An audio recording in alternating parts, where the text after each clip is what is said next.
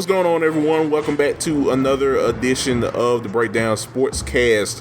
I'm your good friend and host, Kory Willis. I hope you guys are doing well on a Monday.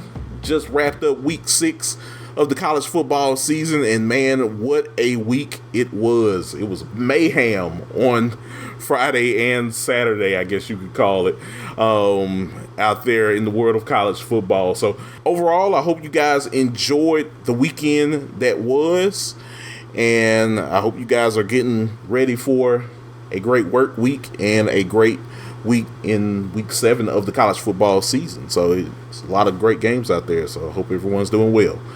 As always, you know where to find us. We're on many different streaming platforms such as Spotify, Apple Podcasts, YouTube, Amazon Music, Amazon Audible, iHeartRadio, and many other streaming platforms out there for you guys to listen to the show.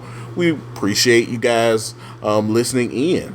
Be sure, if you want to leave a comment, like the show, just make sure to do that, because it's very much important for us to, see what we're doing correctly and how we can improve the show for the future for you guys. So overall, we very much appreciate you guys' support with the show. So thank you. As always, you know who I'm with. I am with my good friend and co-host. He is Chris Bolton. Chris, what's going on, man? What's going on, Kory?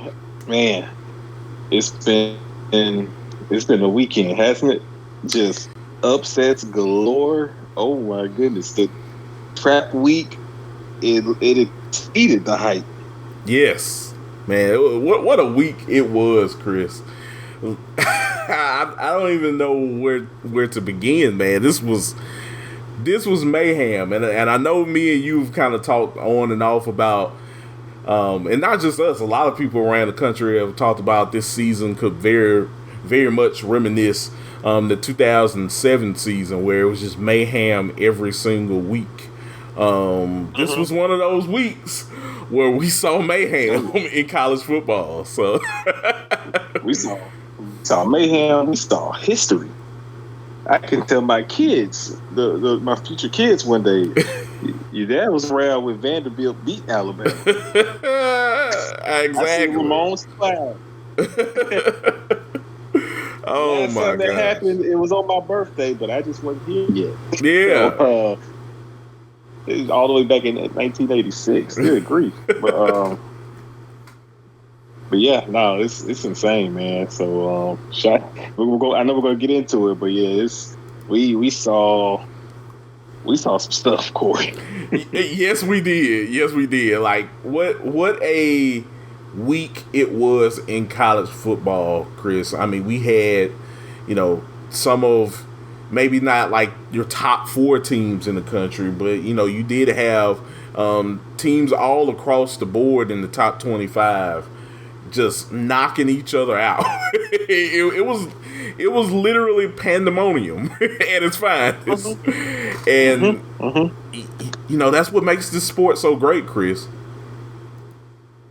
Yeah. It's a special sport, nothing like college football. Yeah.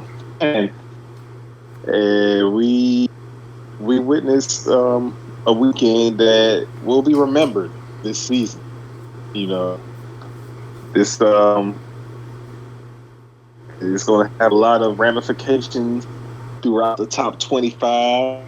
We're seeing some teams rise and fall, and able to maybe raise a question or two that maybe there isn't that much of a gap between some teams as we initially thought. So, this is a great weekend, and I'm ready to dive into it with you.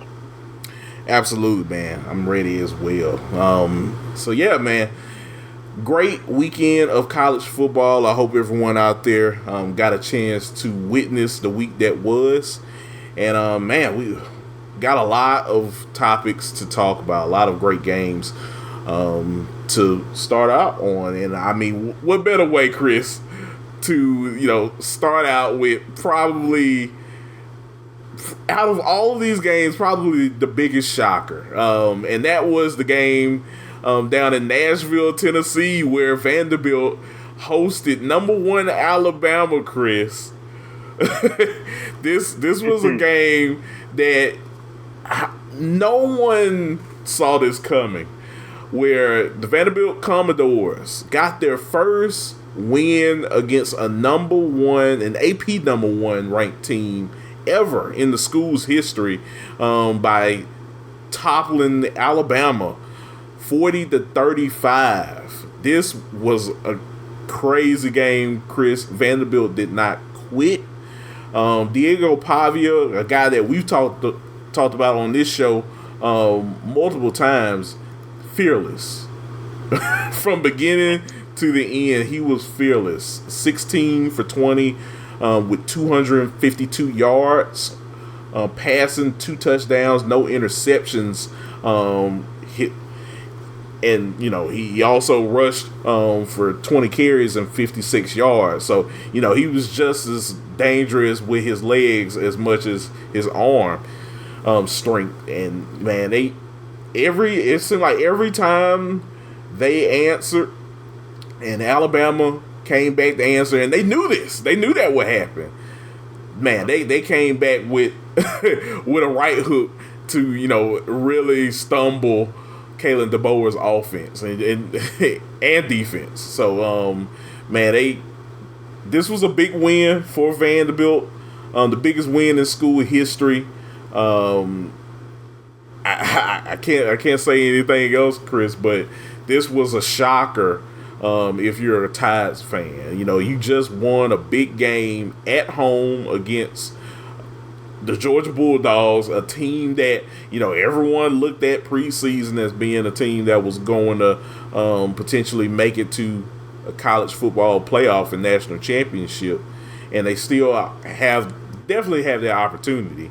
We'll talk about the Bulldogs later. But in terms of Alabama, you had that ridiculous game in Tuscaloosa.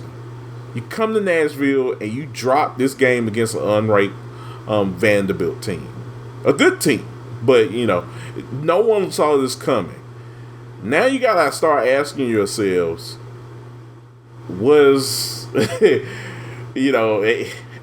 won't say it's a fluke, but, what now? What do we do now? So, Chris, I'll leave the floor to you, good sir, and get your thoughts on what this game, what do you see from this game? Because this is this is wild. No, it was extremely wild, and I watched it in its entirety. This was a insane battle, just a great game plan that Vandy had. I don't know. Let's see if we can pull it up real quick. Just the time of possession in this ball game, but I felt like Vanderbilt, for the most part, was the team that controlled this game. Alabama played the game that Vandy wanted to play.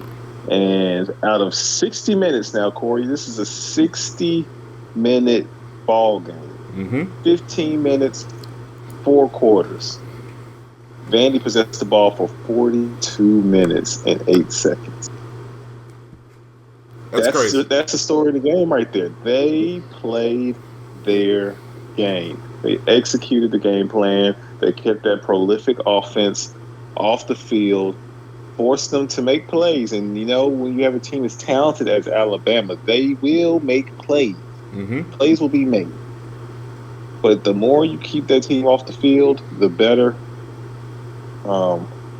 We've had conversations about Coach DeBoer's offense. He has some stints where things aren't clicking. It's really good, and then there's your moments at the game where they kind of go through a stalemate. Things stall out, and you kind of saw that take place in this game.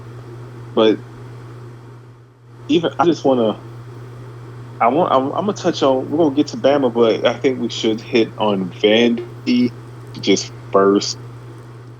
Man, so. Their quarterback, he runs the state of Alabama now. Pavia runs the state of Alabama. He was the quarterback in New Mexico State last year when they went up in Auburn and upset Auburn. And now he has the upset of Alabama under his belt too. I mean, this man is the governor. You know, Governor Pavia. I love it. it's his state. It's his state. There ain't no chaotic. It's his Pavia state. So no, shout out to him because he made plays. This whole Vanderbilt team made plays. That bomb that they threw late in the game, receiver caught it over. I mean, it was just in the sky, over the shoulder grab. Not an easy grab. It wasn't. Like, he stumbled as he caught it for a touchdown. Like that was a great play. Yes. Like this team really. They made the plays needed to win a game like this. So, shout out to Vandy for executing their game plan. And if you're also in Alabama, I think this shows, honestly, Kory, this is the Bama team we've seen all season. It sounds crazy that they lost to Vanderbilt, but when we look at this team and this season in its entirety for Alabama, they had their struggles against South Florida. Struggled enormously in that game. I think this is a team that the highs are high and the lows are low. Mm-hmm. You can play with anybody in the country. You can also be beaten by anybody in the country, which makes for, I think, a stressful season. If you're an Alabama fan, you really don't know week by week what you are going to get out of this team.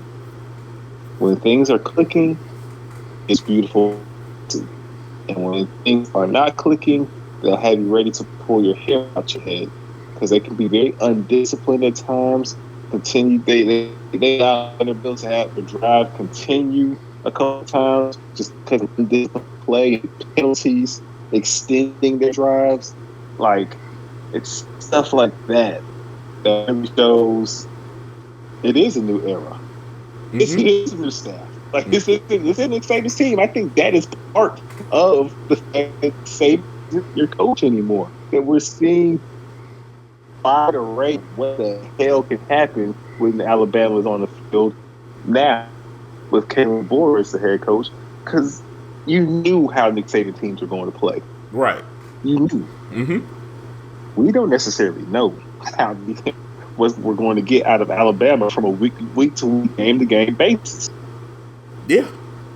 No, you're absolutely right, Chris. It's everything that, I mean, you heard me say this on this show multiple times about Kalen DeBoer teams, and people have also on and off mentioned it around the country as well, that his teams can have these weird lapses to the point where you don't know which team you're going to get. We didn't know which Washington team we were going to get last season, and they still made it to a national championship.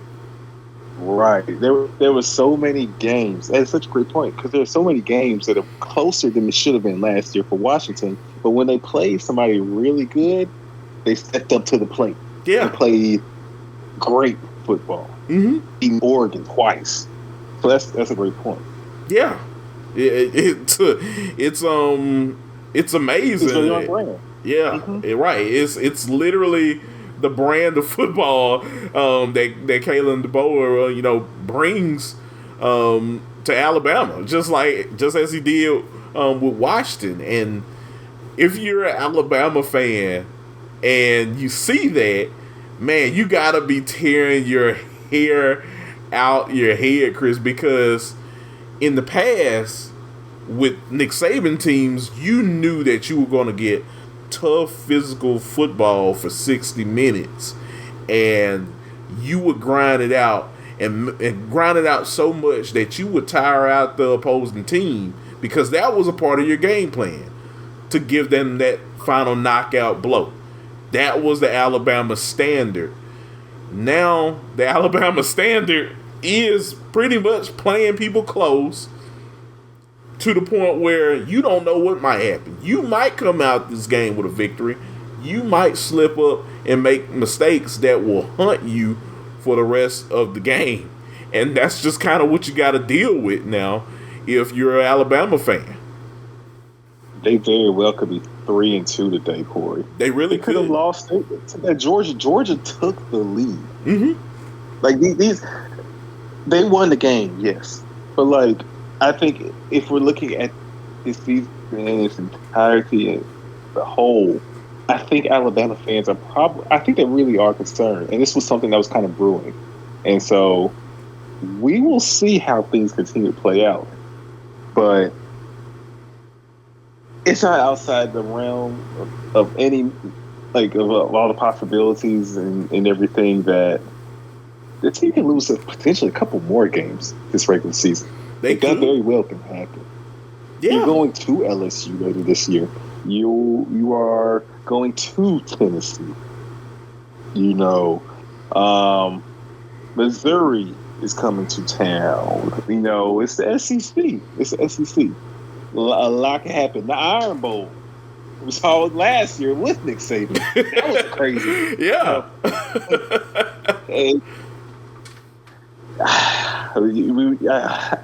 Not only just this Alabama team, I think this is just proof that, like, we really do have to take things week by week this season, because there's so much talent spread out across the board, and these coaching staffs are getting better and better.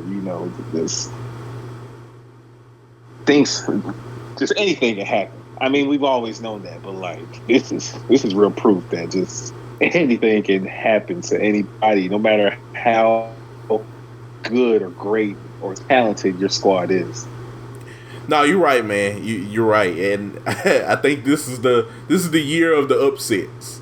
And I think what we found out on Saturday that Alabama, team like Alabama with a coach like Kalen DeBoer, who was just at a national championship game last season, they're not immune to that. Anybody can get beat on a given Saturday in the SEC and around the country. And we'll get to some of these other games as well that happened during Upset Saturday. But yeah, man, this hurts if you're a Bama fan, if you're a Bama player as well. I mean, we all saw the frustration of some of the players on the team, after the game, and you can say what you want to say about in the that. middle of the game too. Yeah, in the middle of the game as well. So, but man, it really comes full circle, Chris, when you think about a team like Bama that's won all of those national championships under the Saban era, that golden age, that true golden age that a lot of Alabama fans thought that they wouldn't get back to after the.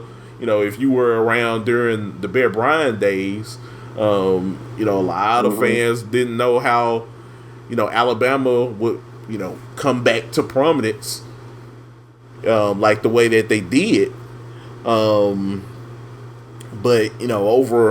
overall, we're under a new regime now, and Kalen DeBoer's there, and you kind of got to take it for what it is now. This is a different era, and now we're really about to see if Alabama is for real. Well, welcome back to reality, Alabama fans. Yes. You're dealing with what all of us have had to deal with. The good life is gone. Yes.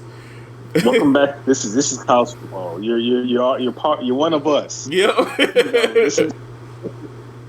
You're off the high horse. You're one of us. Everybody loves to say, Bama is Bama. We're going to be fine. Mm-hmm. Look, I think a lot of people have forgotten, and it's something we've harped on before. There's a time. There's been years where things weren't just perfect in Tuscaloosa.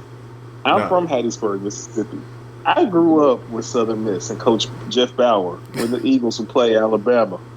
And those games would be a lot closer The Alabama fans wanted. And, and that would have people in uproar. Why is Southern Miss out of Conference USA giving us a tough game? And we've seen if you don't win, they'll get you up out of there. So yeah, this is welcome back to reality.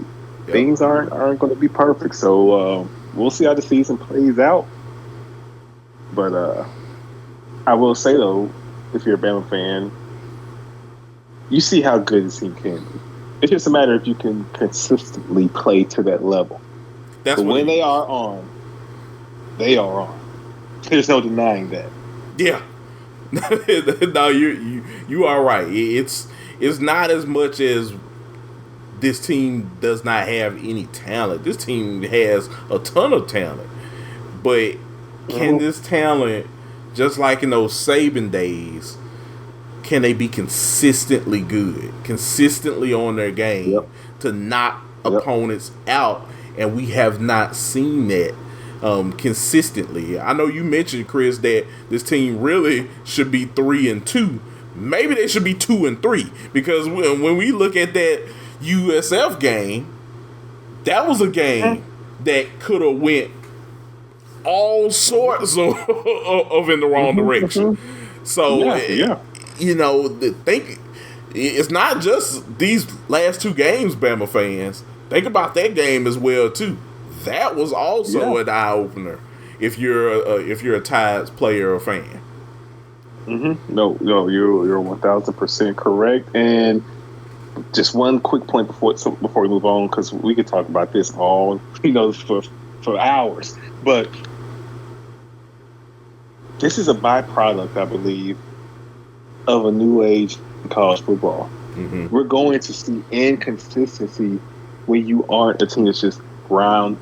When you have to change your style of play, you're no longer you're not ground and pound, roughing, beating down, just body blow after body blow against a football team. Where you're now more finesse and the electric plays and spreading the ball out. Mm-hmm. This is a byproduct of that, because when those plays aren't happening, and you aren't able to get those explosives anymore, and now that's consistently, or a team's getting you off your rhythm and you're off the field for a long period of time. This is the byproduct of it.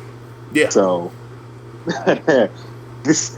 that's adding even more and more to the inconsistency, and this is why this is what you're signed up for with Kalen DeBoer, because this is the kind of football that he's played, that he's coached. Yeah, his teams to play. Mm-hmm. And will continue to coach his teams to play. Right. So yeah, man, it's it's something else. It was a great game overall. We'll see what definitely happens with Alabama moving forward. This was a game no one had on their list of Alabama losing to. Despite Vanderbilt being a better team than they have in years past. But yeah, we'll definitely see what happens going forward with Alabama. But hats off to Vanderbilt. Hats off to Coach Lee and that football squad for answering the call. They were not scared of this Bama team after a week of taking down Georgia. And man, at 3-2 now, they got a date with Kentucky. We'll definitely talk about that later on this week, Chris. as some games to watch out for. But yeah, this was a big win if you're a Commodores fan out there. Yes, sir. Yes, sir. All right, man. Well, is there anything else, Chris, that you want to talk about this game before we move on to, I guess, the continuation of chaos in the SEC?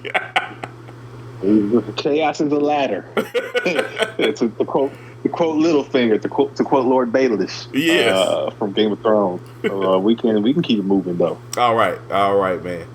Well, from Nashville, Tennessee, we will now move on to Fayetteville, Arkansas, Chris, where The Arkansas Razorbacks hosted number 4 Tennessee. The Volunteers came into town. Nico Iamaleava. You know, you got Squirrel White. All of these guys. Dante Thornton Jr. You know, the whole gang coming to town. Chris, we thought we thought the Volunteers was gonna be hunting for some hogs over the weekend. That wasn't the case. Arkansas wins this game 19-14. They slow down the Tennessee offense, and now they're 4-2, 2-1 in conference play. Chris, what is going on? Sam Pittman talking about he might get an extension and all that. Like, you know, the boosters might be a little happy after, you know, a big game. Oh my God! Sam knows what's up. What? Sam knows what's up. He definitely knows what's up. What a game this was, Chris. We thought we had saw it all in that Vandy Bama game, but no. Arkansas said, "Hold my beer. Let me show you how it's really done."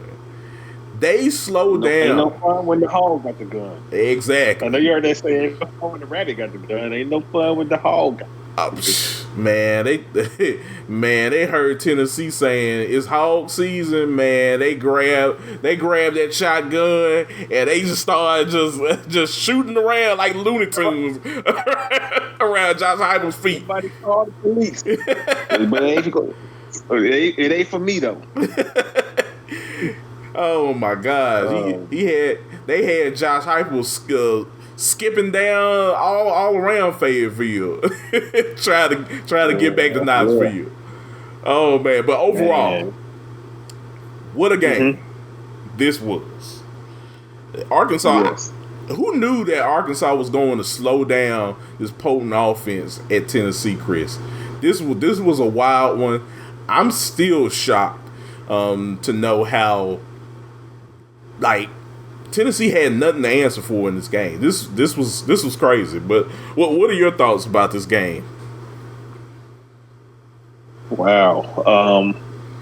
First off, you know, we've been big on Tennessee on this pod, and what they could do this season. But I am extremely happy for Sam Pittman to get this high-profile marquee win on his resume. Mm-hmm. He's been so close there to Arkansas, and it's become the running joke that Arkansas is going to Arkansas. Yep. You know, Arkansas is going to find a way to not get the win that they should get. Even this season, Arkansas is Arkansas. This team should be 5-1 at the very least. Yeah. You know, at the very least should be 5-1. They had no business losing to Oklahoma State. Mm-hmm.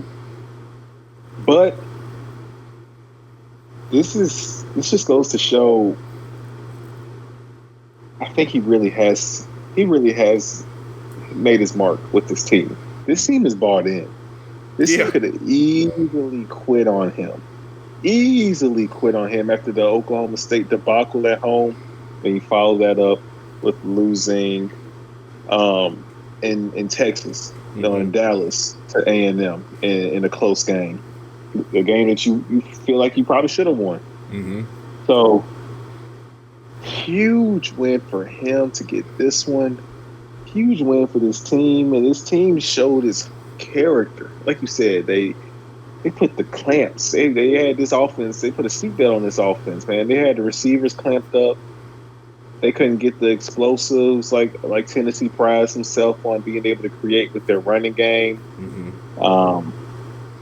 And you get the game-winning drive without your starting quarterback in the game. You drive the length of the field with him injured. Yeah, that was crazy.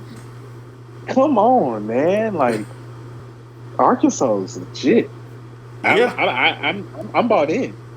Arkansas is legit. This is not just no crazy. How the heck did Arkansas win this game? We talk about it. We've been watching these games all season, Kory. Mm-hmm. They have been so close. They've been right there. Yeah. This is just a byproduct of putting in the work day by day and not giving up and finally you reap your reward. You get this win. So I'm super happy for them. Tennessee, everything you want is still ahead for you. You're gonna have to clean some things up.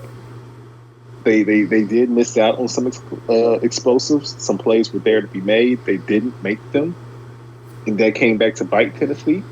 But I truly think Arkansas is a much better team than what the country recognizes Arkansas to be, and I think this is evidence of that. Mm-hmm. Yeah, like what you said, Chris. Arkansas has been in close games all season, and we always will during this year, harping back to that Oklahoma State game, a game that clearly they should have won. They had the talent to win. Take in a way from the refs. Yeah, the refs did a number on them. Yeah, but you still should have won the game. Yeah, you still should have won the game. Yeah, man, Arkansas. I'm starting to believe Arkansas is a for real football team. A lot of people counted them out. They looked at Sam Pittman as being kind of that guy that was leaning towards, getting the boot from the Razorbacks.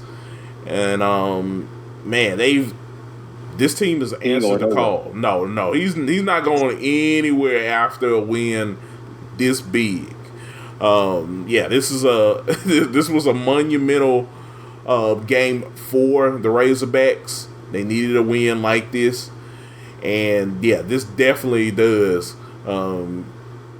give that extension for Sam Pittman from the administration at Arkansas going forward. So hats off to Sam Pittman. Man, he really worked hard for a win like this.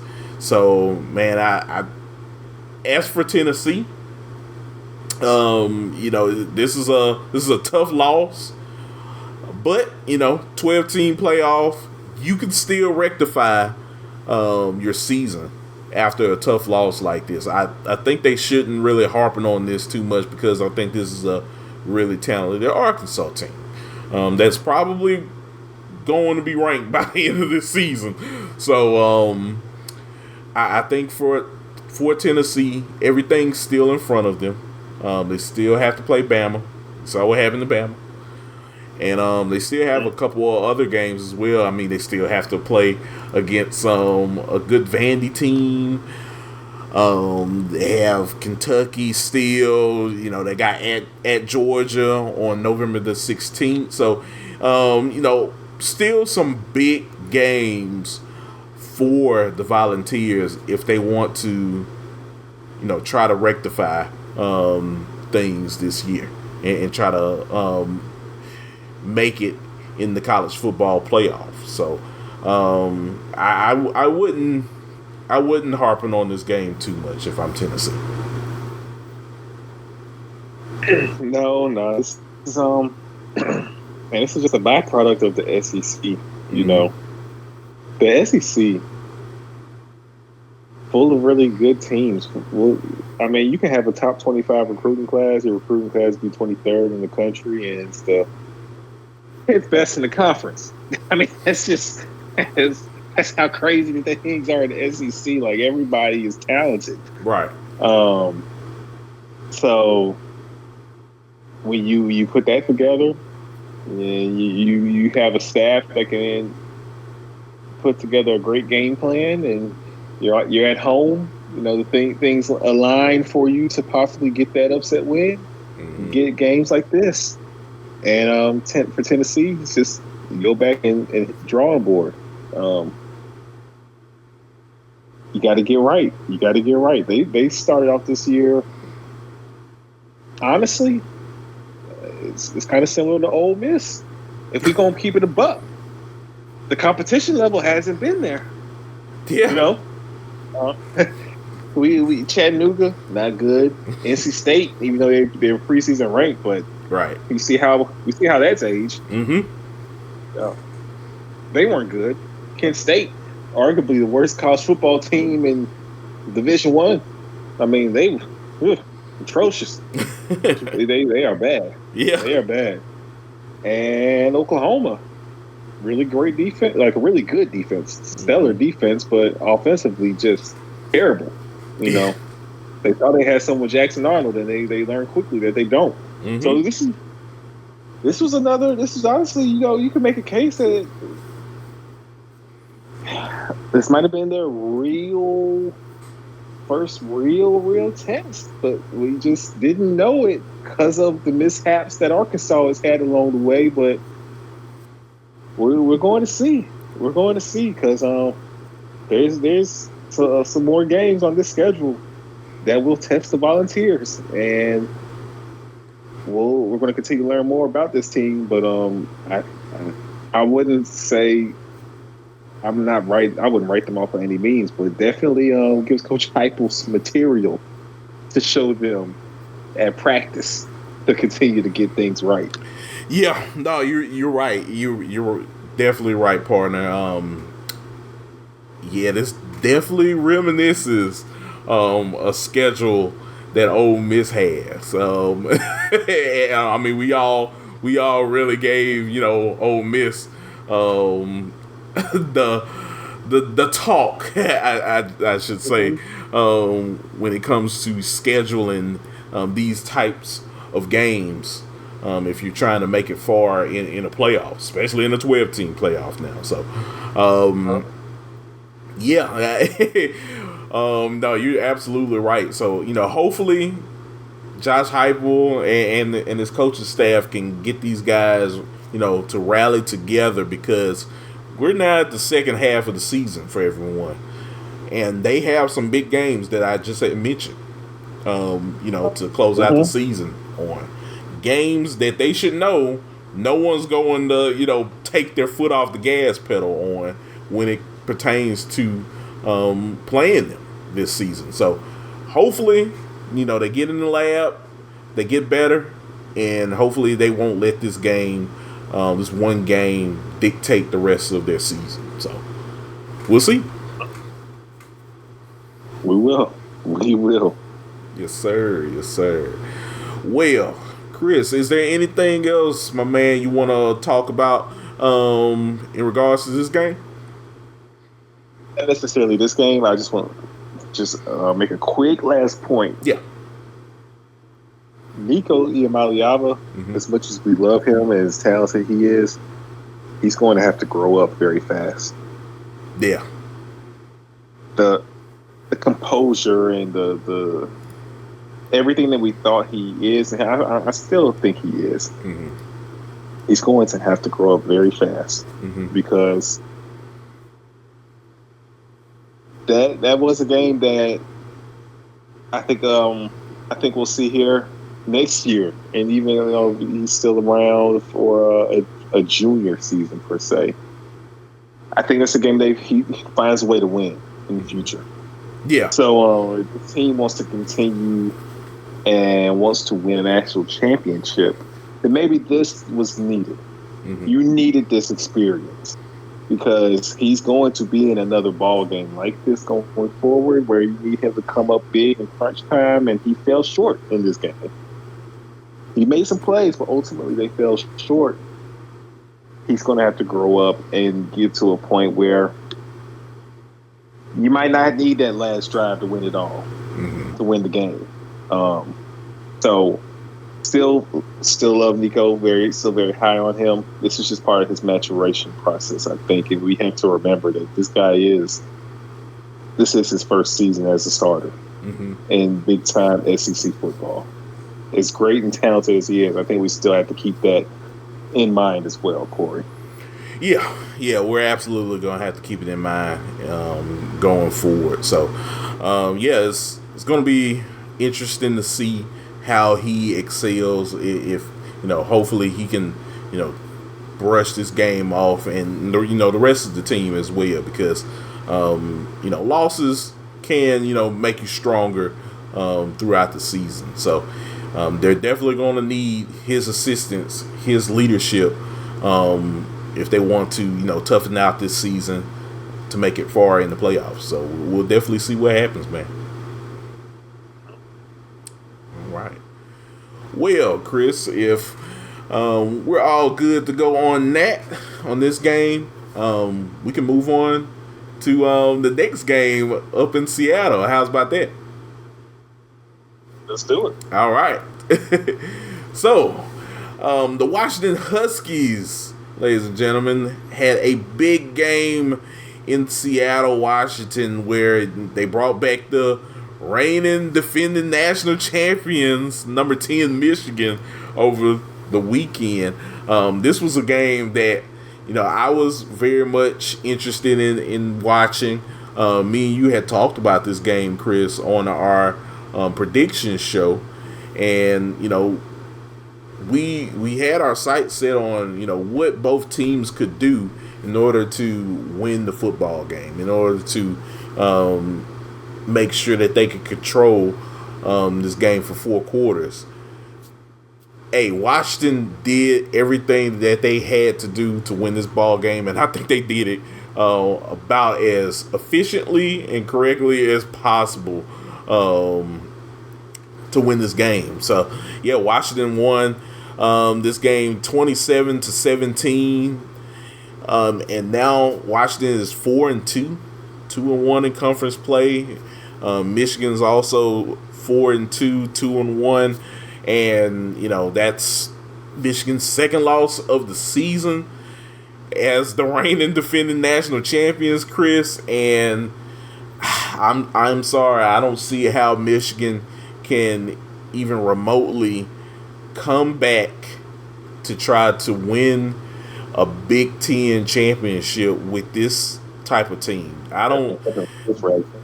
Yeah, the quarterback play abysmal.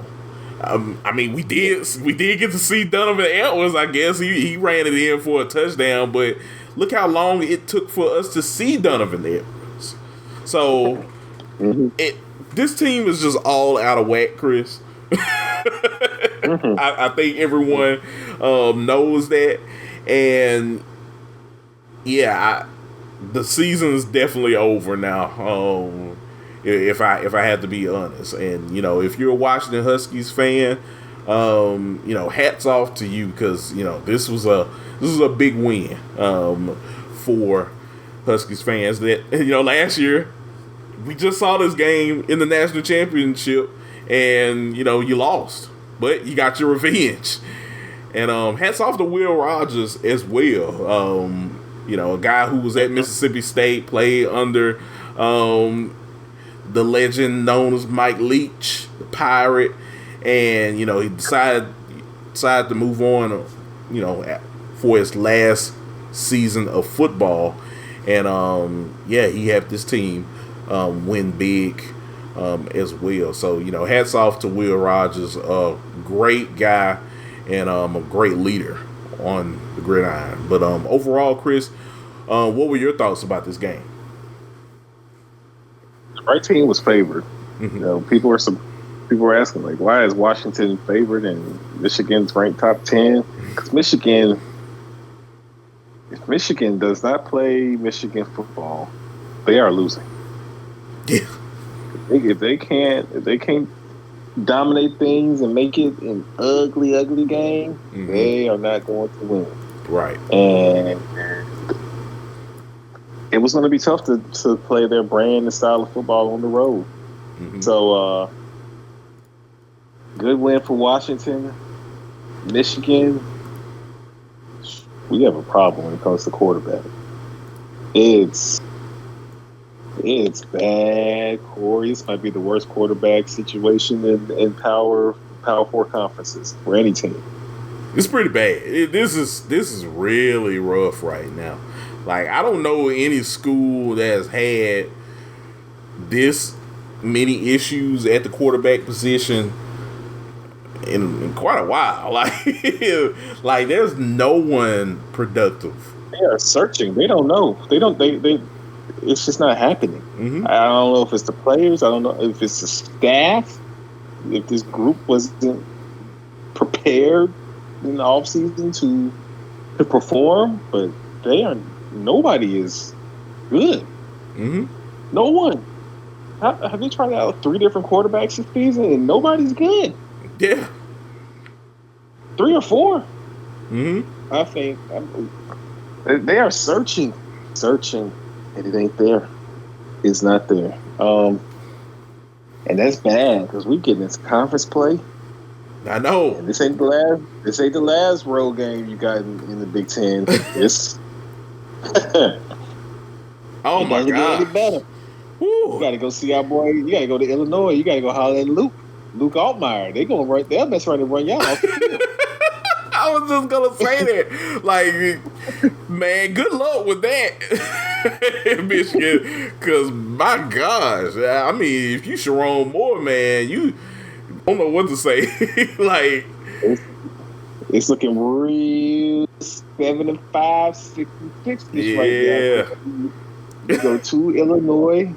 That Michigan State game, I know Michigan State ain't good, but hey, neither is Michigan. It looks like that's a rivalry game. That's going to be about an even matchup. Man, if I'm Sharon Moore, I'm going to need a publicist just to do all the rest of my press conferences for the rest of the season. Because, man, I don't want to talk. Start with this coming week. I don't want to see all mine. Oregon.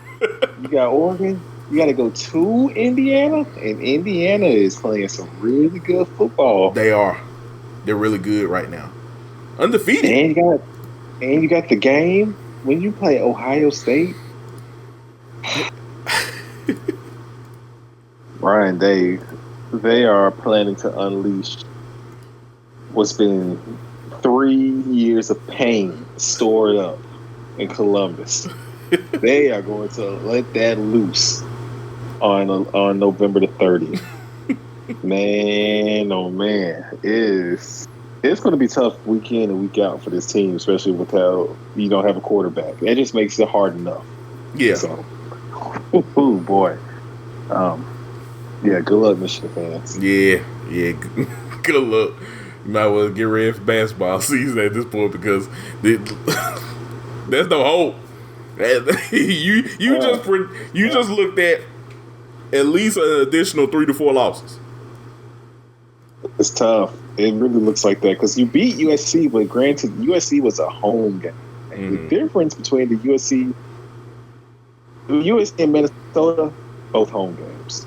You go to Washington, loss. You have to go to Illinois. You have to go to Indiana. You're going to have to go to Ohio State.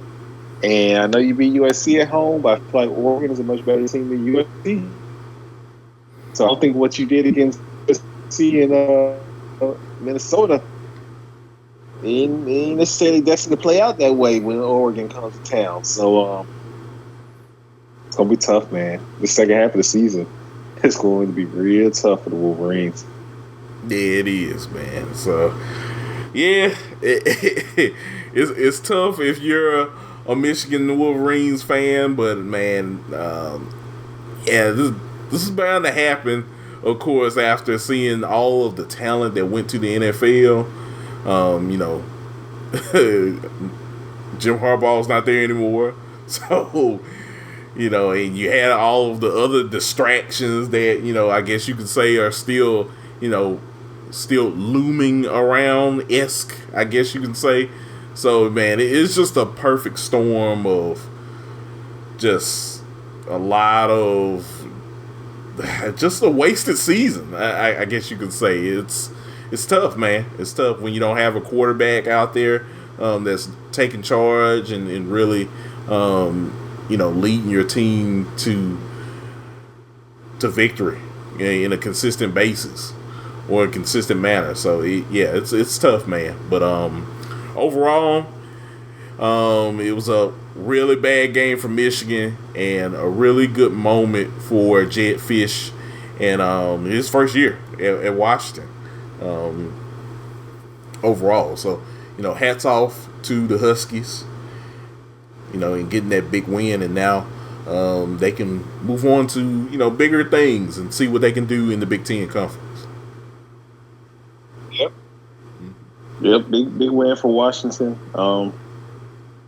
I think you got a veteran QB there, so they got the pieces in place to make noise this year for sure. Yeah, absolutely. Next game they have a game against Iowa. They have to travel to Iowa. So, oh boy. And they go to Indiana. Yeah. It's tough. It's tough, boy. So those are two away games that they have to travel to try to keep the good times rolling. So I'm leaning towards them figuring out how to beat Iowa. I mean, I don't think Iowa's this great of a football team this season. But looking at Indiana, yeah, but that defense is the Indiana game's gonna be tough. Yeah, for sure. Yeah, yeah. I know Iowa may give them a little bit of a fit, but I think they'll be able to answer the call and win that game well. But Indiana, yeah, that's the game. You better have your best week of practice before heading out to play Indiana. So yeah, man, it's gonna be interesting to see what the Huskies do, but a big win for them overall, man. Yeah, big win. We'll see how they continue to close the year out. But yeah, like you said, these next 2 weeks are going to be pivotal, crucial. Yeah. You want to go 1-1, right? But, if they can find a way to go 2-0, well, you in business. Oh yeah, you're in business. Yeah, still got Oregon and Penn State on the schedule, so it's welcome to the Big Ten. Yep. Welcome to the Big Ten, indeed. So yeah, man. But anything else you want to add to this game, Chris, before we move on? I know, sir. We can keep it going. We got some more to get into. Yes. More games on Upset Saturday. A game this game in particular, Chris, game day. Was out here in Cal, Southern California, enjoying the big moment with a lot of those Golden Bears fans out there getting ready for Miami to come to town to take on this Cal's team that was heading into it. They were 3-1. It's a team that beat Auburn a few weeks beforehand. No one knew that was coming, but despite Auburn not being ranked, it was still a big win for Cal. And it seemed like things were potentially getting on the up and up for this team. But overall, Cal hosted number 8 Miami in a game that Cal was. They were controlling majority of this game, Chris. I was starting to think that Miami was going to be another victim again, and I think everyone in the country was looking at this game late, and they were like, "Man, this doesn't bode well for Miami if they drop this game out in SoCal." But overall, Mario Cristobal and the gang, they answered the call, won this game 39-38. They came back roaring, Chris. Cam Ward, he continues to show us why he's Heisman material, clearly. And yeah. Oh yeah. They came back big in this game. Cam Ward, he was 35 for 53, 437 yards with 2 touchdowns and threw a interception, an actual pick 6 in that game. But hats off to Miami by fighting back in this ball game, Chris, because man, it was scary. If you were a Miami fan watching that game, you were probably just on the tail end of your couch right now, just screaming at your TV. But overall, they figured out a way to win. They're 6-0, and another week of them being one of the undefeated teams in college football, and in the ACC. But overall, Chris, what are your thoughts about this game? What are your thoughts about Miami moving forward? Yeah, just want to get your thoughts on everything that occurred in this game. Yeah, no, this game was loony. Miami was playing like a team that traveled across the country for 3 quarters. Uh, Cal, man, Cal really, they should have won this game. Miami keep playing with fire, Kory. Miami is playing like a team that has not been good for a long time. And finally has been patted on their back this season. That is the kind of football Miami has been playing the last couple of weeks. They are playing like a team that is not used to winning. They're really testing the audience right now. They're really testing the fan base. Man, they keep putting their hand in that fire. Put it back out. I want to put it back in. I'm still hot.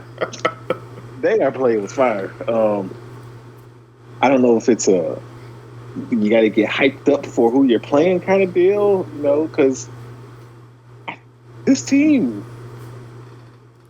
similar to Alabama, Kory, when they are playing at their best, they are one of the best teams in the nation. Yeah. Few teams can beat Miami. Miami, if they get in the playoff, they are worth placing a bet on and winning the national championship. That's how good this team is at the peak of its powers. But I think they are. Part of me thinks they just are kind of, in a sense, bored with the regular season. I don't know, like with the competition. Because Cal isn't good. Cal's not really good. But when you do travel across the country and you're playing football at what is normally the time you probably are already showered up and at home, because it's 3 a.m. Eastern time when this game was wrapping up, you get performances like this. They put a dud out there, but Cam Ward shows why he is going to be in New York at the end of the season. Oh yeah. He put on a Heisman-worthy fourth quarter, and this team found a way to win. They were fortunate that a targeting call was not made late in that fourth quarter, which would have essentially sealed the deal and gave Cal possession. But it's not necessarily this game I'm looking at. It's more of the grand scheme of things. They have to clean up the penalties, Kory. The undisciplined mistakes that they make throughout ball games. I know you feel like, okay, we're not going to do this when we play someone who's for real, but that is dangerous, because if you keep playing like that, it eventually becomes who you are, and that is my concern with this Miami team, Kory. Yeah, they really have to figure out the whole penalty situation. Let me see if we can look at that just to kind of get an idea. Because now I'm curious about the penalties. Oh yeah, like 9 penalties for 110 yards. Yeah, Miami, you gotta fix that. Like, that is ridiculous. And that's how you lose games. Yeah, that's why you're playing games like this. Yeah, and they have been doing that lately. They did it in the Virginia Tech game. So it's those inconsistent ways with this Miami team. They can be as good as a team as any team in the country right now. But what does that matter when we're making all of these penalties and guys are just out of position, getting out of character and just hurting the team overall in terms of them finishing games, finishing drives, whatever. They're lucky. They're lucky that they have a guy like Cam Ward, a guy like Restrepo, and just all of these great defensive players on this Miami's defense that helped them win this game overall. It's definitely a great thing to have when you're winning, but you want to make sure that you're doing everything that you can to make sure that you're keeping that streak alive, that win streak alive if you're Miami. And one of the big things is making sure you can clean up these penalties, because that's ridiculous. That's not first and foremost. This team has to be more disciplined and just put together a good 4 quarters of football, and we'll see. The schedule. They made it through the first half of the season. You're 6-0.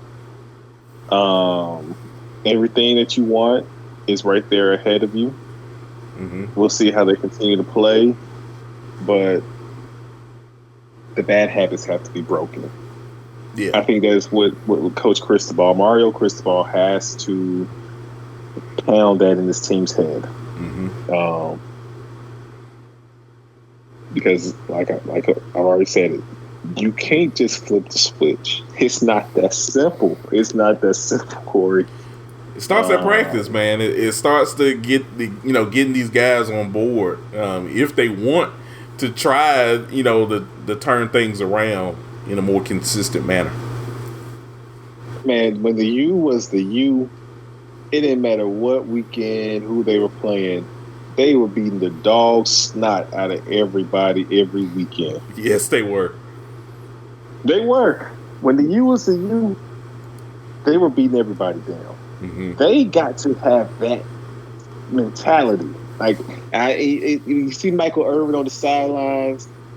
Part of me thinks he wants it more than some of these guys on the team, the way he reacted. Like, if he could throw some pads on right now, he would definitely be on the field. Oh man, he looked like he just wanted to just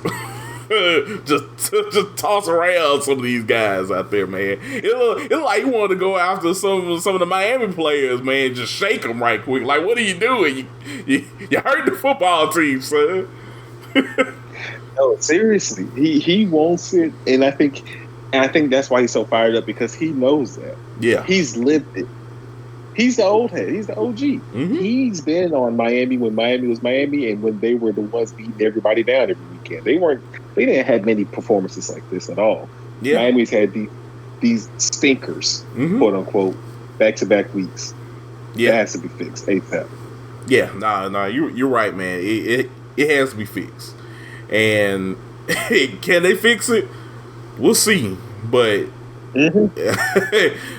It's not a good look when you keep making all of these mistakes. Somebody's going to take advantage of that if they can one day. So, and SMU will take advantage. Clemson will take advantage, and I know the rationale is when we play those guys, we'll play up to our level. But you can't think that way. That's the problem. You can't think that way. It can't be the case. You can't. Oh man, no, you can't. But we'll see what happens with the Hurricanes going forward. But they're 6-0, Chris. It doesn't get any better than that. Like I said, they're one of the last undefeated teams currently in the AP 25. So and in the country. So we'll definitely see what happens with them moving forward. Can they somehow figure out a way to, continue this streak while being this team that makes all these penalties, or will they clear them up? That's something that I want to see going forward with this team. So, right. So yeah, man. But big win for the Hurricanes overall, and we'll see what happens with Cam Ward and the Hurricanes going forward. But anything else, Chris, you want to mention about this game before we move along with the other scores in the top 25? No, sir. We can keep it going. All right. Let's do it. All right, man. Well, other scores in the top 25 over week 6. We had a couple games on Friday, Chris. We had Michigan State taking on Oregon, number 6 Oregon. The Ducks win this game 31-10. Dylan Gabriel, he had 2 touchdowns. He was 20 for 32 with 257 yards in the air. So, yeah, man, big win for Oregon. They're 5-0.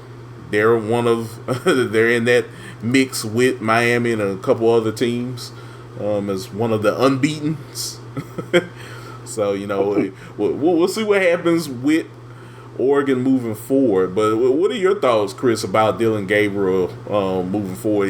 Are you starting to kind of see him, and this offense, I guess we could say, are they starting to get a little bit better in your eyes? I think so. And then part of me also, too, thinks maybe they just won't be as good as last year's team. I mean, that can also be the case, too. That could be the case. Because it's been going on all season. Mm-hmm. It's better, but I think they just can't punch it home. They've been able to get the yardage. Mm-hmm. I mean, James, 166 rushing yards. Tez Johnson, 10 receptions, 84 yards. Dylan Gabriel, 257 passing yards. The yardage is there. They just aren't punching it home like they were last year. Yeah. And I think that's what they really need to work on is closing the deal. Maybe that's something that can be figured out. Maybe that's just will be this team's Achilles heel. Mm-hmm. But they're able to get the yardage, which is the bright spot in all of this. So I like what I see from Oregon. I like the defense. Defense is there. And I think that the offense is playing well. They just got to convert. They gotta turn some of these threes into sixes, and some of these drives that stalled out. They gotta find a way to convert on third and make the most. Take it in, get 7 points on the board. So we'll see. The competition will increase. They will play in Ohio State here very soon. In another 6 days, so 5 days when people are hearing this, I believe. So yeah, we will see how things play out, but I think that's just their main problem. They got to be able to punch it in and convert this yardage into touchdowns. No, I think you're absolutely right. It's something about Oregon where, yeah, they're not as punchy as they were last season, where when you saw them knock teams out, they knocked teams out, and there were no coming back. There's no Bucky Irvings of the world out there. Guys of that nature. That can really strike fast. No, yeah, no, he's not there anymore. Bo Nix isn't there anymore. Mm-hmm. Say what you want to say about Dylan Gabriel, but Bo Nix was he was the type of player for that Oregon team that would really strike at you real quickly, and really lead you into into no man's land a lot if you were a defense, which is opposing team altogether. So yeah, we'll see what happens with Oregon moving forward, but they're still winning, and maybe they need those incremental baby steps to get them where they need to be at. But a big test will be this coming Saturday, where they take on the Ohio State Buckeyes. But yeah, man, that was a good win for the Ducks out in the Austin Stadium. So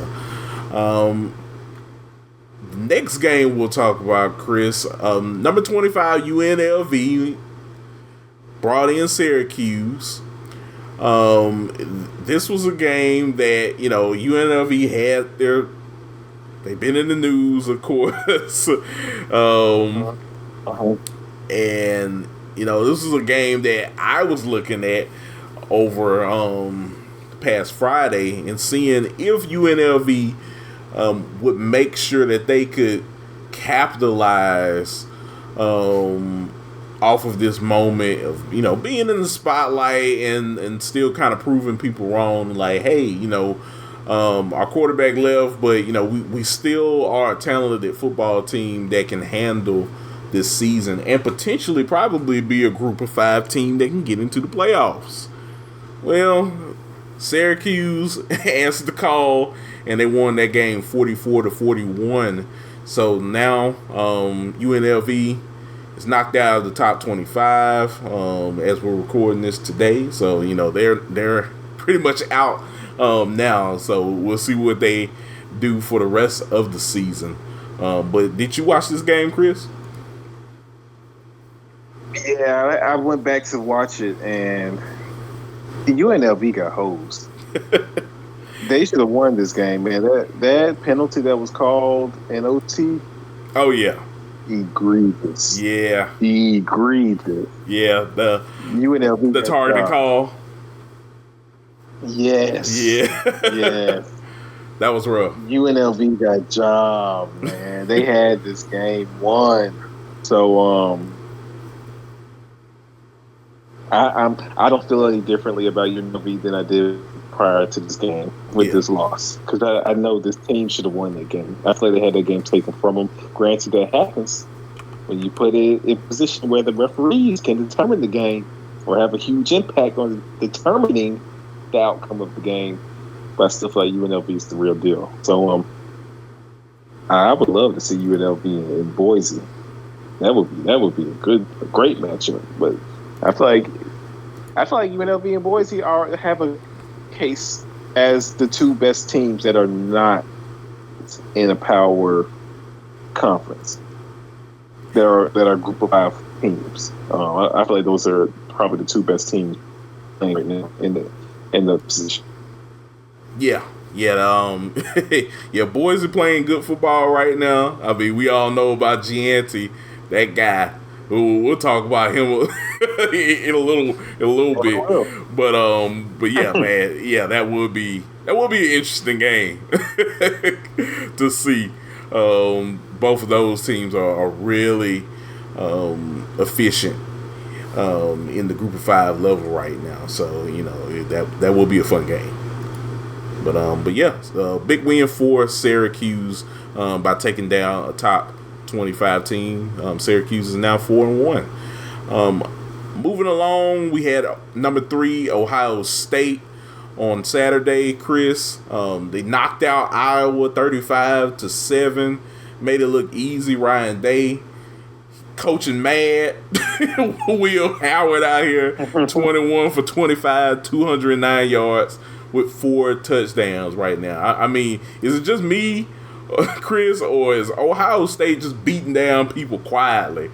It's like this team is much more scarier now than they ever have been. Like, they ain't saying anything. They just beating people. They just getting their win. They just beating people and going home.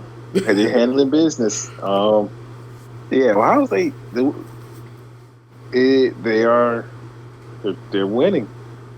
They're winning. They're playing good football. Defense is playing well. I mean, it's a really good team. There's a reason they were preseason number 1. This is a top-notch team. Yeah. It still have some. They're in the offense for the Buckeyes. Exactly. And still have a ton of talent out there at the receiver position. We talk about Emeka Ibuka, Jeremiah Smith. That tandem right now should strike fear in the Wolverines. If you're a Wolverines fan, that should strike fear in your heart. Jeremiah you can make a case that Jeremiah is the better of the 2. I mean, he's every really week he's doing some freakish stuff. Mm-hmm. I mean, he loves one-handed catches. All he does is make one-handed catches, Kory. I wonder, when they practice, they got a session where they only do one-handed grabs. You can't catch the ball with 2 hands. You gotta catch with 1. You doing up downs, you catch with 2 hands. Mm-hmm. They teach these guys. how Jeremiah.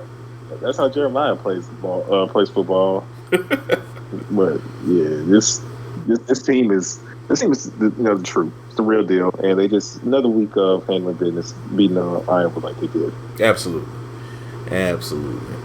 Well, moving along, Chris. We had number 5 Georgia hosting Auburn. I mean, we've talked a little bit here and there about this Auburn football team. They're not good at all this season. I know I had talked about Cal beating them, but overall, this team is not good. Lost this game 31-13 to the Bulldogs. Georgia bouncing back after that heartbreaking defeat against the Crimson Tide. So Carson Beck had a pretty big day. He was 23 for 29, 240 yards with 2 touchdowns. So big win for Georgia, Chris. They bounced back against the SEC opponent. Like I said, granted, it is Auburn, but it's good for the Bulldogs to get back into those winning ways again. Try to get that that tart taste of losing to Alabama out of your taste buds. Yeah, right. Man, so this squad, they with how Georgia's been playing, this is an interesting bunch with that Auburn game. It wasn't pretty at first, Kory. Mm-hmm.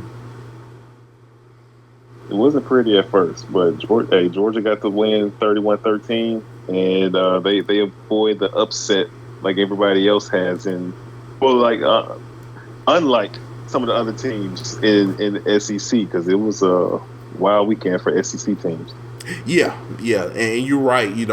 Georgia did start off slow in this ball game. I mean, Auburn did make a couple plays downfield, but overall, Georgia did answer the call. They did fight back to put the Tigers away, and they did a pretty good job in doing that. So, with a week that was like last Saturday, where people were just dropping like flies. I bet you Georgia fans was like, "No, they can't have the."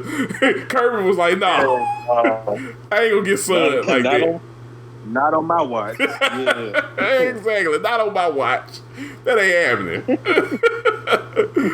Oh man, yeah, man. But hats off to the Bulldogs. Georgia definitely needed that win, so we'll see what Kirby and company do moving forward. They have a game against Mississippi State, so let's see if they can keep the good times rolling.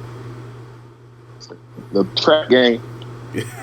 Hey, I made a mistake in saying that Kalen DeBoer was the one that actually put the rat traps around the Bama facilities during the week, and not Vandy. One of those Kirby adopt that same method. We will see. We will see. I'm sure he's gonna make sure the boys are ready to go. He's I'm gonna say he's from that coaching tree, so I feel like he has a lot of savings ways in him to make sure the group is ready.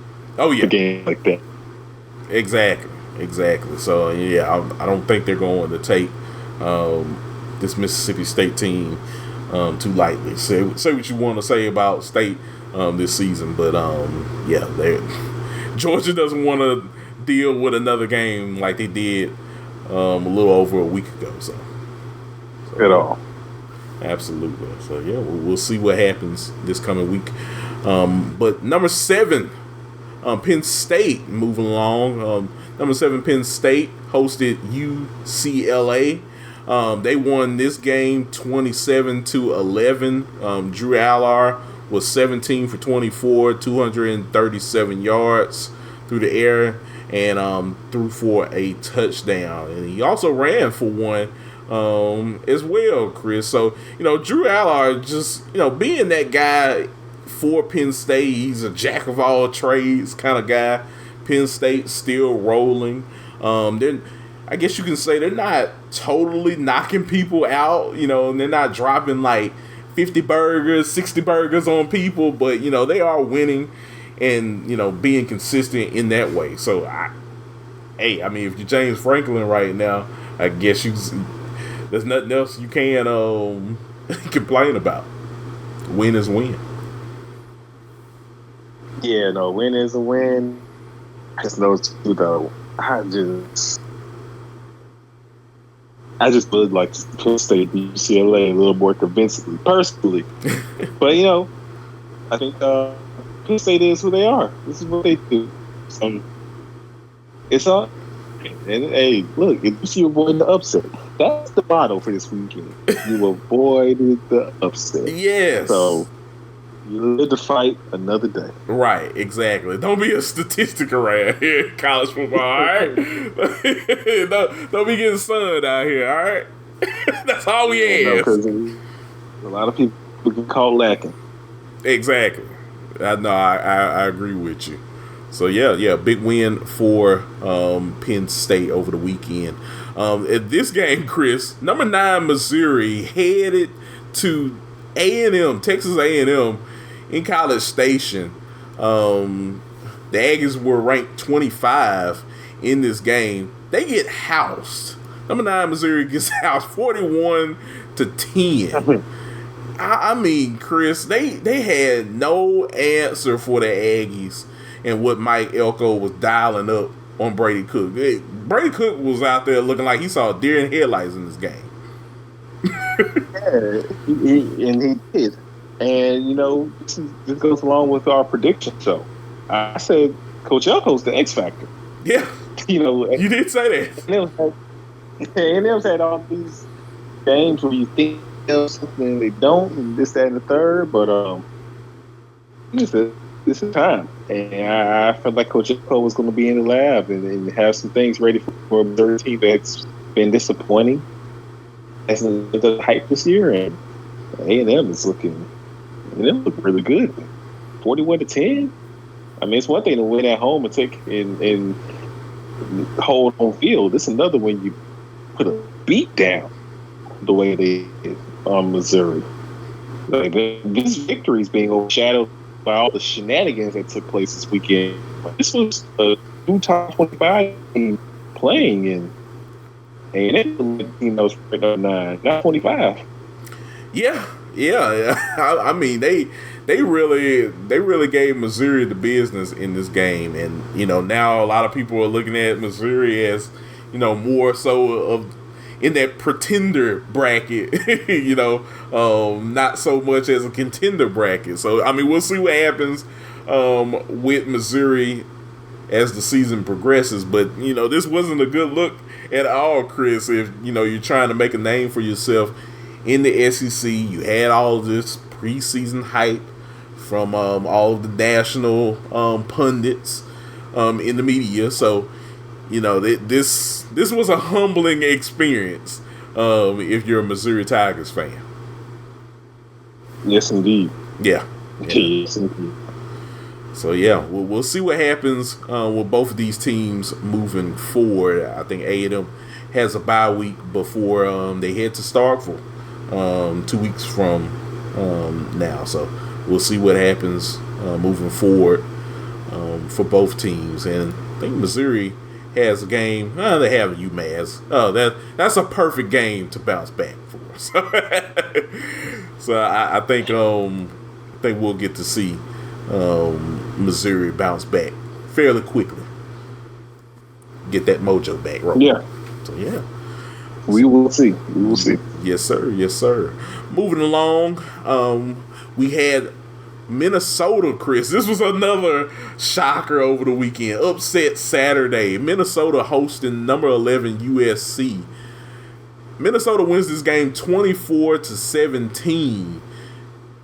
I'm talking about the defense for the Golden Gophers, Chris. Like, they really stepped up to the challenge. They told Miller Moss, like, nah, you ain't about to beat us in our own house tonight, kid.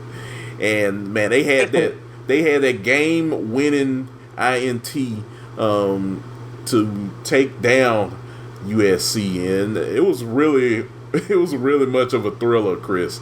And now Minnesota's 3-3, and USC with their second loss of the season. I mean, we were talking about USC potentially being a top 12 team after beating LSU in that first game of the season out in Las Vegas, and man, they've lost to Michigan, and they lost to an unranked Minnesota team. So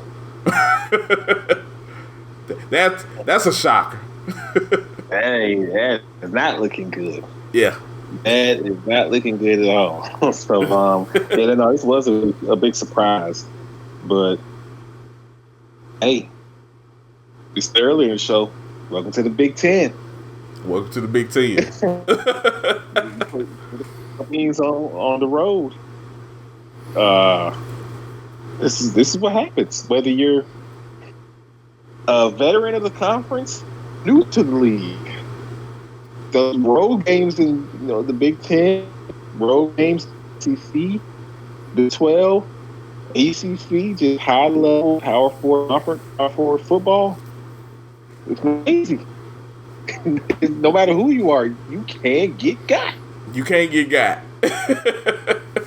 You can't get got, because if you do, it's gonna be tough for you in terms of getting out of that hole if you even trying to sniff the playoffs. Mm-hmm. One game, I think you can try to survive. 2 games, I don't know. We got a couple of questions to start asking ourselves. I mean, maybe, but that would definitely depend on everybody else losing a couple more games. Yeah, yeah. So well, maybe this is just like you mentioned, the 07 season. We could be on to something. I don't think it's gonna be the last weekend where we see a lot of fools happening, Kory. Oh no, not at all. I think this is just the beginning of more chaos throughout college football this season. So we'll definitely see what happens. But hats off to Minnesota by taking down a ranked team and USC team that came in with 1 loss and still had everything in front of them. So yeah, man. Moving along, we had South Carolina hosting number 12 Ole Miss. I mean, Chris, we talk about not getting got. Ole Miss, Lane Kiffin was like, "Oh word, we are not gonna get got." No. The finger wag. Yes. Piece of Matumbo. Ole Miss said, "Y'all, we not gonna be part of the discussion this weekend. Y'all got us last weekend, not this weekend. Not today. Not today. we ain't having that." Ole Miss wins this game 27-3 in Columbia, South Carolina. So a bounce back win for the Rebels, Chris. They were on the ropes had they had lost this game. We probably have a different story to talk about, but Ole Miss is now 5-1, and they have a date with LSU this coming Saturday. So I know we'll definitely talk about that on our predictions show this weekend. Sure. Before Saturday. So we had number 15 Clemson went to Florida State. We all know about Florida State this season. Just been an awful season. We heard DJ Uiagalelei needing surgery on, I think, one of his fingers. So he's out for the rest of the season pretty much with an extremities injury. So they did not win this game, of course.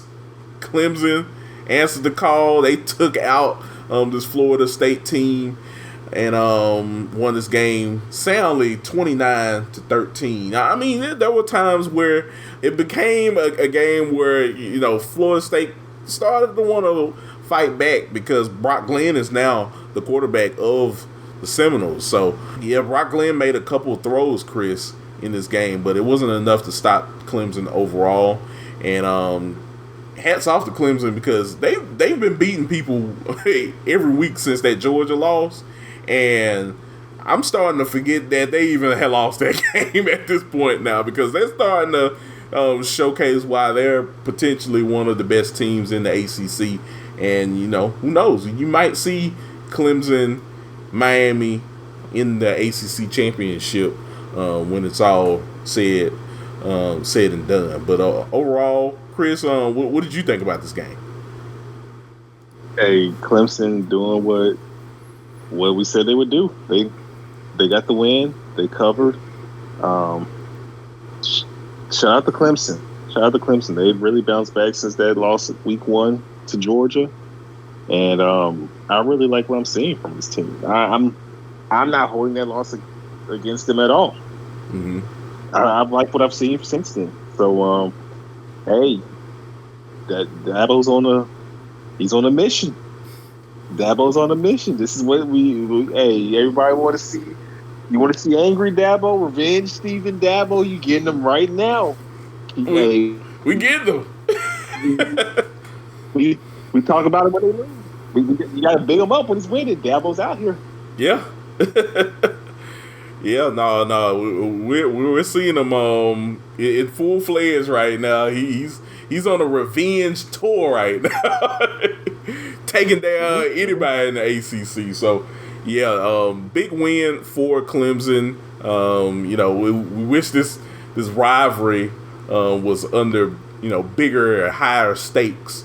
Unfortunately, Florida State has been playing well, but I will say this.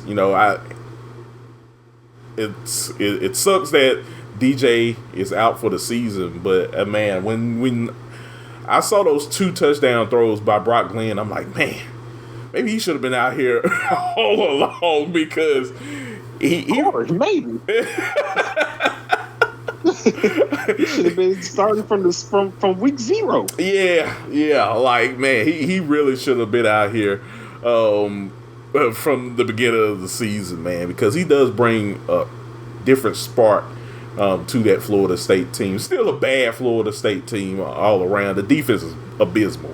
One of the worst, if not, I'll say the worst defense in college football right now. But hopefully they can look and see what they have with Brock Glenn and try to use that as some sort of positive moving forward, but overall, hats off to the Clemson Tigers on the victory over the weekend. So, Iowa State, number 16, Iowa State, Chris hosted Baylor. They won that game 43-21. Rocco Beck is still out there balling. For the Cyclones, 16 for 25, 277 yards, with 2 touchdowns as well.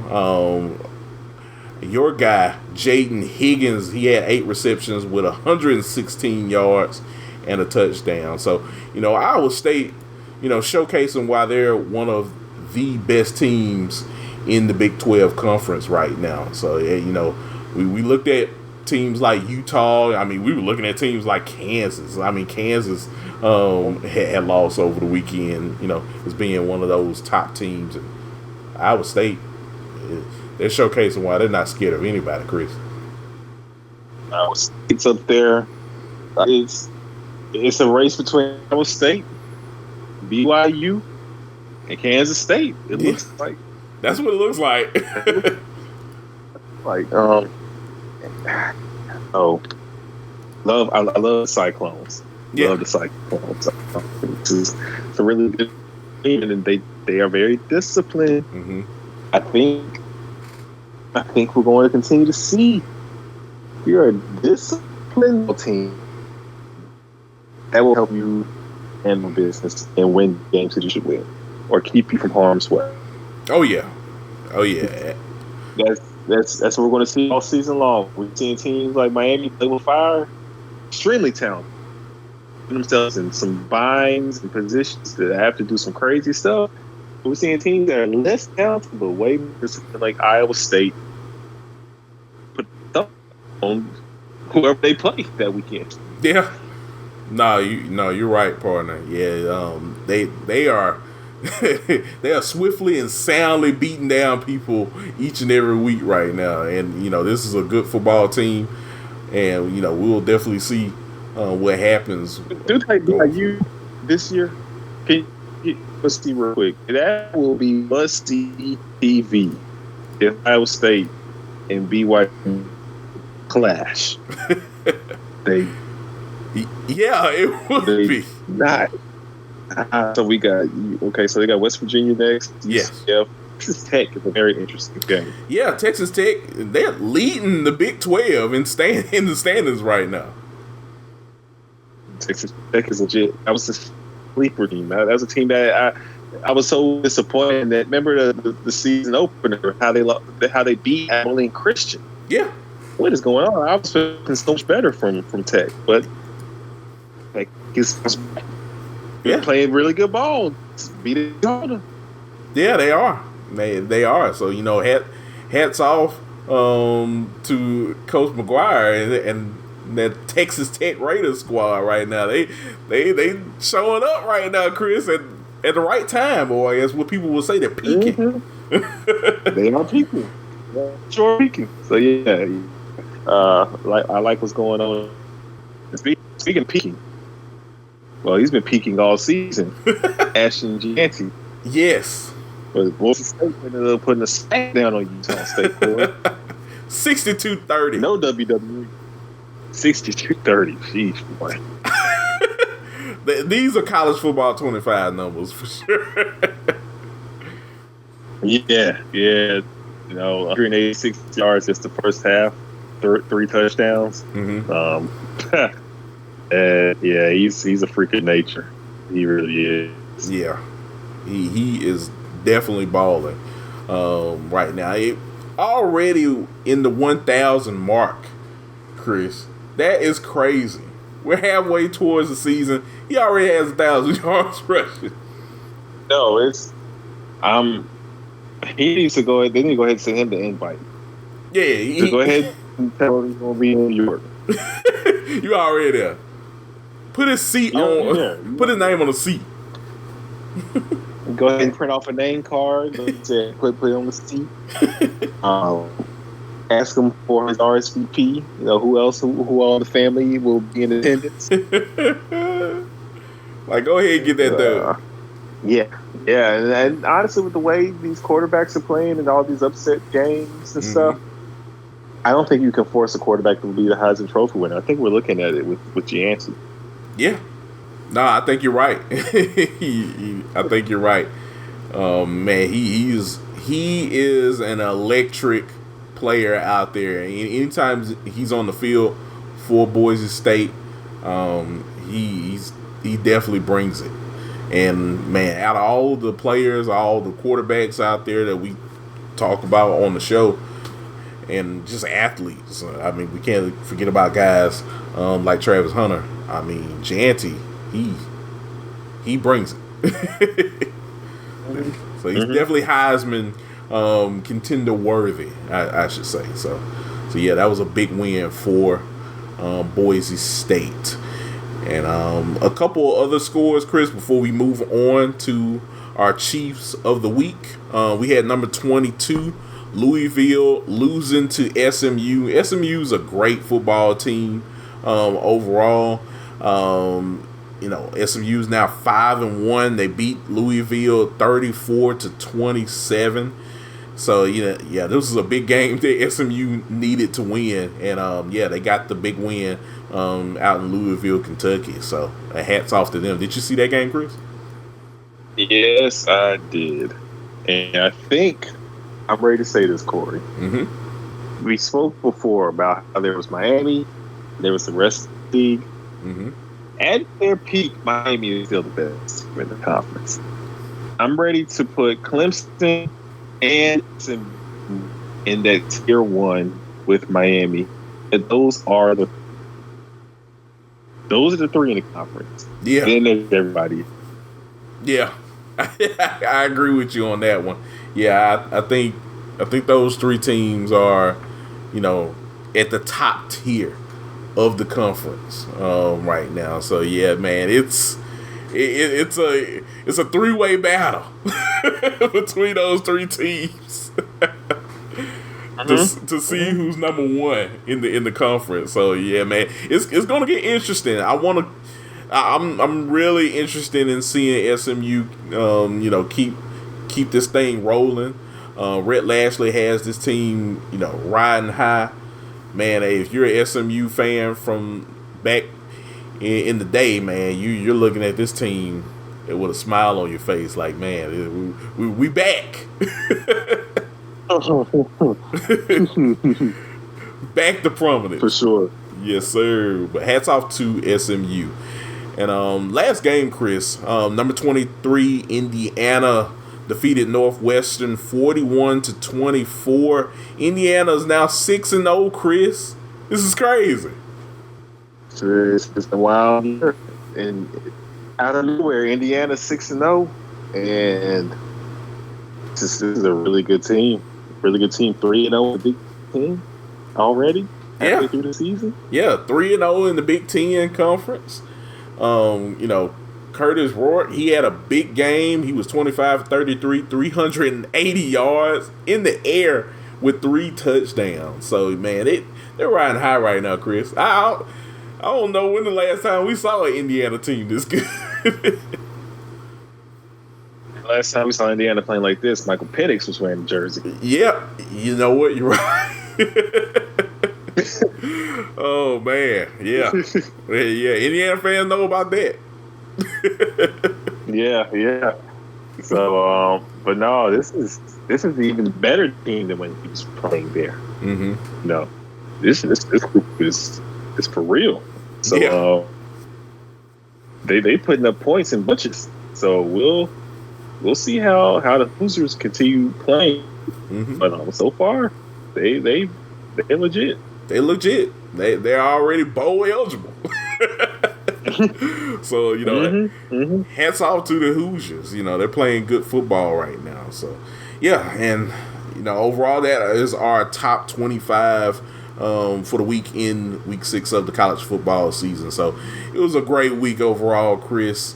I can't wait for week 7. It should be a great one. And, overall, before we wrap this show up, we got Chief of the Week, Chris. Who is your Chief of the Week? I'm going to give you the floor.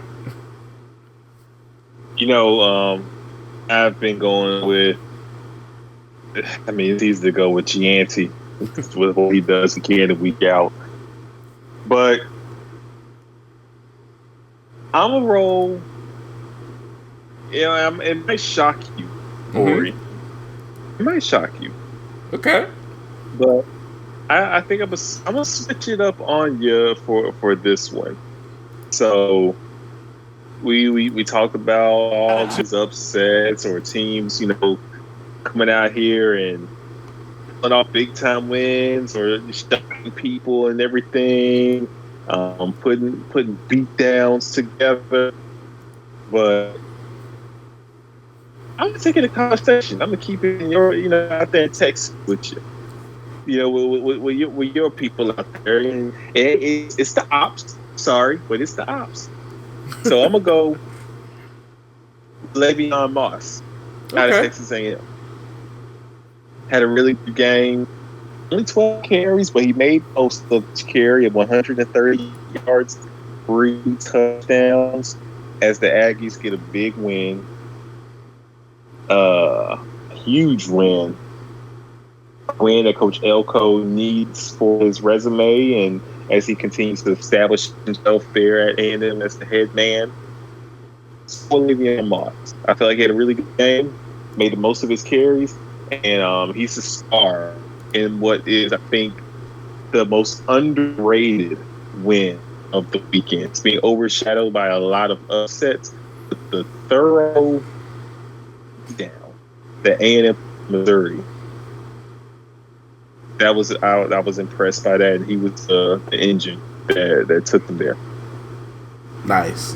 Yeah, man, he really did come on strong in this ball game to help A&M beat down on Missouri. I mean, we didn't even mention about Connor Wegman. I mean, shoot, you could say just by having him back and his leadership, we didn't even know he was going to play in this game. He would get the nod of being the chief of the week. He was great too. Yeah, 18 for 22, 276 yards. Yeah, he didn't. Right, he didn't turn over the ball at all. He really did come to his own. That was another big story for A&M on Saturday. But yeah, great job. Like the guy he was. Mm-hmm. Yeah, and if he's playing like this, A&M can beat anybody in the SEC. I'm just saying, they can. Not saying they will, but if he's playing like this, A&M can give anybody a run for their money. Absolutely. That's how good this offer is. Mm-hmm. Yeah. He still a high ceiling for Connor Wigman to get up to. So it was a great victory overall, and hats off to Le'Veon Moss as the chief of the week. But also hats off to a guy like Connor Wigman. That's also a leader on this offense and on this team as well. Sure. So big ups to Le'Veon Moss. He is your chief of the week. I like that, Chris. For me, I have to elect, I love this guy, Diego Pavia, 16 for 20, 252 yards through the air, 2 touchdowns, and he had about 20 carries for 56 yards in this game. I mean, just overall, he's a big reason of that time of possession in this game.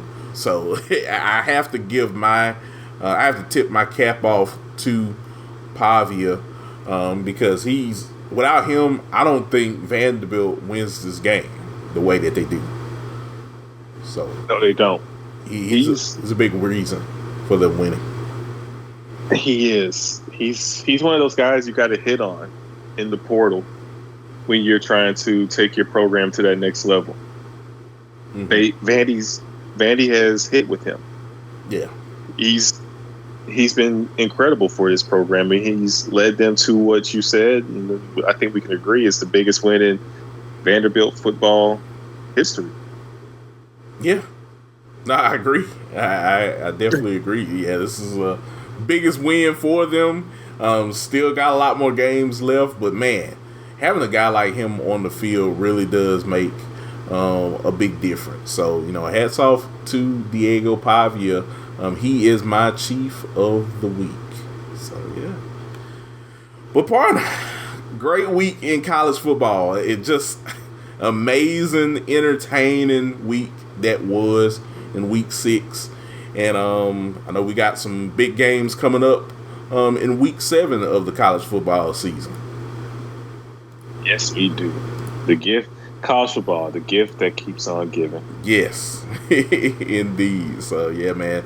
Yeah, we're definitely going to be back later on our Friday show, talking about a lot of these games that are coming up. I mean, we got South Carolina going to Alabama, so we'll see what happens with that. Beamer ball, a little bit desperation mode after what happened against Ole Miss. We got Ole Miss and LSU. We got the Red River rivalry, Red River shootout, Chris, between Texas and Oklahoma. That's what I call it. There we go. Red River shootout. That's going to be a big one. 2:30 kickoff game. So, man, we got tons of games. Penn State at USC. It just keeps going. Arizona at BYU. That's an interesting game. Granted, Arizona coming off a loss, but there's some potential there. Yes, yeah. Ohio State, Oregon. Who would have thought that Arizona beating BYU would be the upset at the start of the season? Yeah. No, you're right. You are right, man. Iowa State at West Virginia. Number 18, Kansas State at Colorado. That game's a little more interesting now with Colorado getting that win. Yeah. Over UCF. Right. On the road. Mm-hmm. Yeah, that's interesting. Florida at number 8, Tennessee. Hey, yeah, yeah. This is the week. This is the week One right of those here. weeks. I was playing West Virginia, Ole Miss to LSU. I mean, yeah, yeah. There's some games here. Some games here for sure. Yeah. So, yeah, man, this is going to be an interesting week 7 in college football. So, yeah, I hope you guys will stick around for our prediction show coming up this Friday. But yeah, Chris, big week that we just had and a big week that's coming up for us. But as we get ready to get out of here on today's show, outros, Chris, let the good people know where they can find you on social media. Me on X at Chris_Bolton_12 and on Instagram at Chris_Bolton_. Holla at your boy. Awesome. All right. And you can find me on X at Listen to KSW, all one handle. I'm on there talking college football. You know, we're at the MLB postseason, MLB playoffs. So yeah, I'm excited about that. Professional wrestling. We just had a great Bad Blood pay-per-view. It just wrapped up. So, yeah, definitely follow me on there. But yeah, everyone, we appreciate you guys always listening to the show. You know where to find us. We're on many different streaming platforms out there. So, always feel free to like, comment, and subscribe to the show. We very much appreciate it. It helps us know, what we're doing and how we can improve the show for the future for you guys. But until next time, I'm Kory Willis. He's Chris Bolton. You are listening to the Breakdown Sportscast. We'll catch y'all later. Peace. Peace.